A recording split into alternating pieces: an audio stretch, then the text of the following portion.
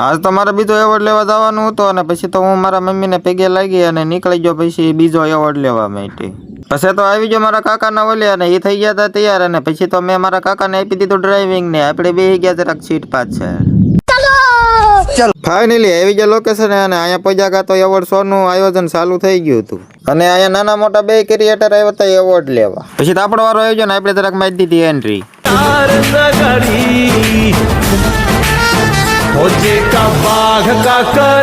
પછી તો એવોર્ડ લઈ લીધો અને પછી તો થઈ ગયા મારા કાકા ને બે તરત હાલતા.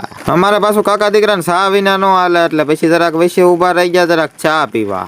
રિટર્ન માં પછી તો વળતા આવી ગયું સ્વામિનારાયણ ગઢડા અને પછી તો હું મારા કાકા બે ના મંદિરે આવી ગયા દર્શન કરવા માટે. અહીંયા સાયથી ન હોય એટલે આવ્યા હતા જરાક દર્શન કરતા જ આવી. પછી તો હું હતો બીજા માળે અને મારી પાછળ દેખાય એ હતી ઘેલો નંદી અને આનો વ્યૂ આવતો હતો કે એક નંબર.